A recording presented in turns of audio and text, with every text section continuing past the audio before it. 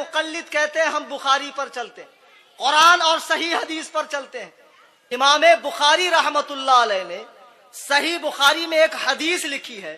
حضرت ابو ایوب انصاری کہتے ہیں نبی صلی اللہ علیہ وسلم فرماتے ہیں کوئی شخص بھی پیشاب کے وقت استقبال قبلہ یعنی قبلے کی طرف منہ کرنا, وہ استدبار قبلہ یعنی قبلے کی طرف پیٹھ نہ کرے, یہ صحیح بخاری میں حدیث ہے.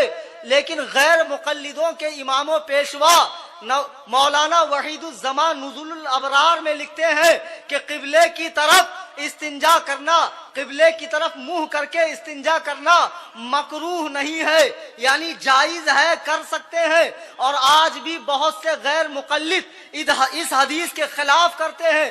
ایک جگہ تو انہوں نے مسجد کے پرانے استنجا خانے توڑوا کے تمام استنجا خانے کا منہ قبلے کی طرف کیا.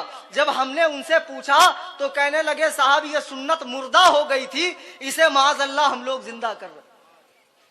امام بخاری نے اسے لکھا اور یہ لوگ اس کے قائل نہیں ہیں. اور سنیے, جہاں تک امام بخاری کا تعلق ہے صحیح بخاری کا, اس میں کئی حدیثیں ایسی ہیں جسے غیر مقلد نہیں مانتے. ہم مانتے یا نہیں مانتے یہ الگ مسئلہ ہے.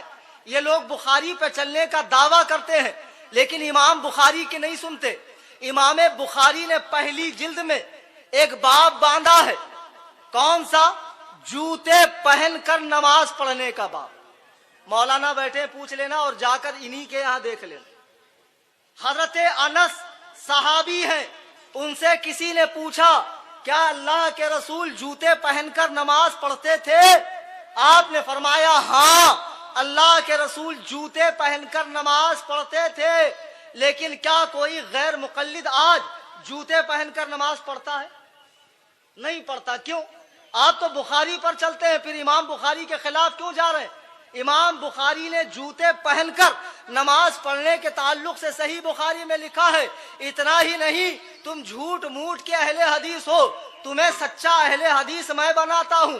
صحیح بخاری میں ایک باب ہے البول قائما, کھڑے ہو کر پیشاب کرنا. امام بخاری نے ایک دو نہیں 4 حدیثیں بیان کی کہ رسول اللہ صلی اللہ علیہ وسلم نے کھڑے ہو کر استنجا کیا. اب آپ اہل حدیث ہیں واقعی میں تو کھڑے ہو کر پیشاب کرو, کل سے بیٹھ کر استنجا مت کرنا. اس لیے کہ بیٹھ کر استنجا کرنے کی حدیث بخاری میں نہیں ہے, بخاری میں کھڑے رہ کر کرنے کی ہے اور ایک دم صحیح حدیث ہے. پھر آپ عمل کیوں نہیں کرتے؟ آپ تو اہل حدیث ہے نا. اب یہی سمجھو, کھڑے ہو کر پیشاب کرنا حدیث تو ہے, سنت نہیں. کیا بات. اب بیٹھ کر پیشاب کرنا کیا ہے؟ اور ہم لوگ کون ہیں؟ اہل سنت. تو ہم لوگ سنت پہ اسی لیے عمل کرتے ہیں, حدیث پر عمل نہیں کرتے. یہ حدیث ہے تو صحیح, عمل کے لائق نہیں ہے.